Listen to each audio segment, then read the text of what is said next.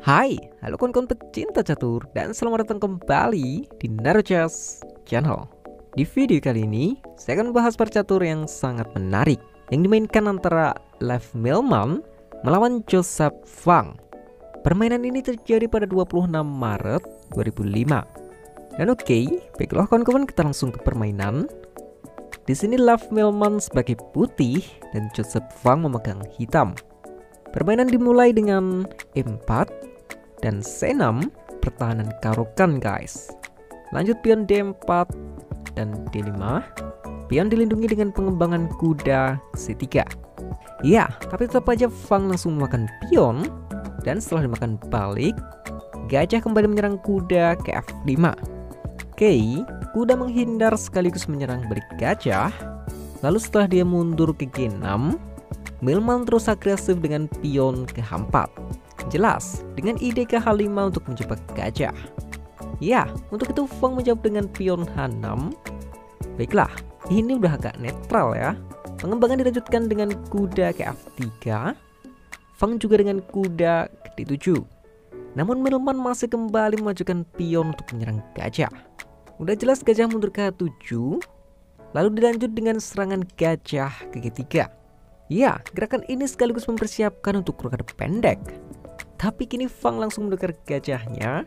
Setelah Milman memakannya kembali dengan menteri, baru pion ke E6 membuat jalan untuk pengembangan. Lihatlah lagi kedua kuda dan juga pion. Settingan ini akan sangat menyenangkan bukan? Jika hitam nanti rokade pendek. Jadi oleh karenanya, Milman memilih mengeluarkan gajah ke F4 terlebih dahulu dengan ide rokade panjang untuk memaksimalkan serangan pada sayap raja. Tapi lah, ada gerakan provokasi dari gajah ke B4 skak. Ya, setelah pion menutup, dia kembali lagi ke E7.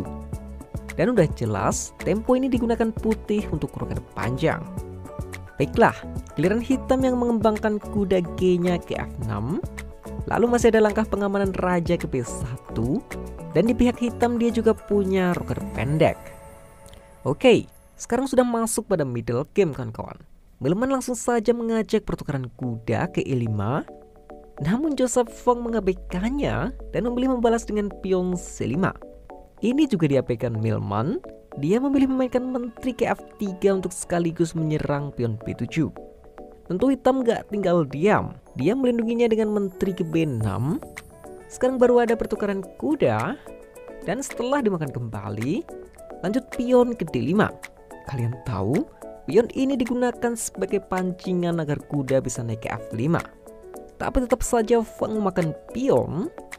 Ya, saya rasa ini blunder guys. Kuda udah jelas naik ke F5 menyerang gajah. Dan ini bisa membuat kombinasi di pion H6 atau G7.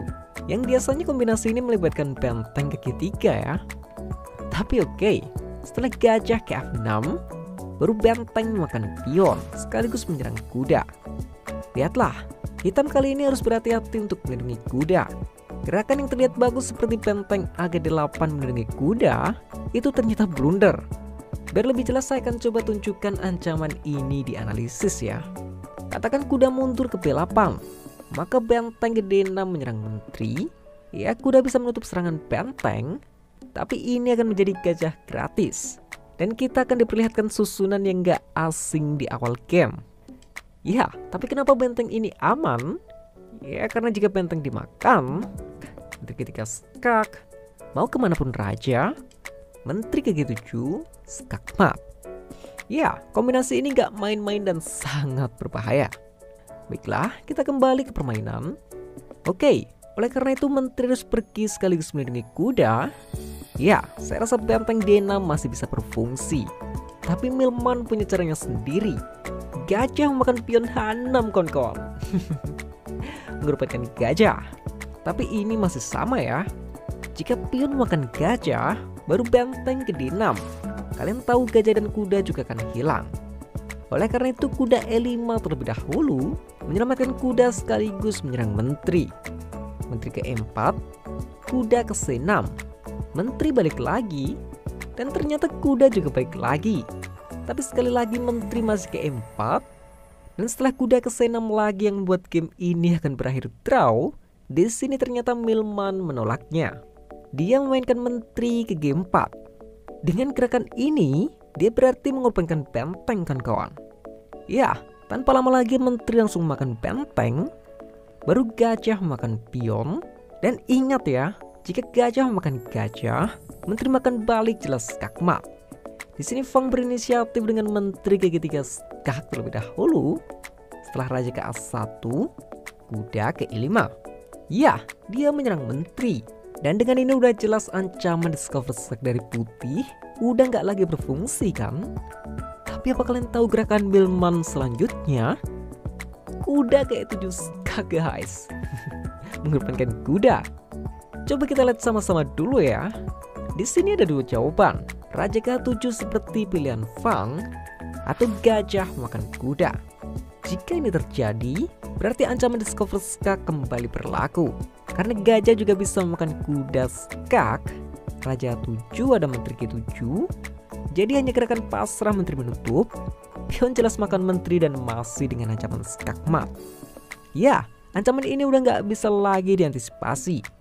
Jika pion makan, menteri tetap makan balik skakmat. Sebuah kombinasi yang sangat-sangat menarik. Dan oke, kita kembali ke permainan. Oke, jadi pilihan hitam tinggal satu. Raja ke H7. Dan kita perhatikan lagi kawan-kawan. Putih udah seperti nggak ada harapan untuk menang. Menteri, gajah, dan kuda sedang terancam. Dia pun juga udah kalah jumlah perwira kan. Dan yang lebih parah lagi, dia nggak bisa lagi untuk melakukan skak. Karena diagonal ini masih dicegah menteri. Jika kalian jadi putih, apa kalian akan menyerah? Ya, silakan saja. Tapi lihatlah gerakan spektakuler dari Milman ini. Menteri G6 skak kawan-kawan, masih mengorbankan menteri. Raja nggak bisa bergerak, mau dimakan dengan menteri, kuda, ataupun pion, ternyata sama saja. Karena setelah dimakan balik skak, rajanya akan dipaksa untuk memakan gajah. Lalu apa selanjutnya? Jelas benteng ke A7 skakmat. Skakmat yang sangat-sangat indah. Kuda, pion, dan benteng bekerja sama untuk memenangkan game ini. Tragisnya lagi hitam ini sedang unggul benteng, gajah, dan juga menteri. Ya, apalagi dia juga udah deket banget untuk melakukan skakmat. Sebuah game yang sangat spektakuler dimenangkan oleh Love Milman. Ya, dan oke lah kawan-kawan, sekian dulu video kali ini. Semoga video dan partainya bisa menghibur dan bermanfaat. Dan adanya salah kata saya mohon maaf. Salam just lovers, terima kasih.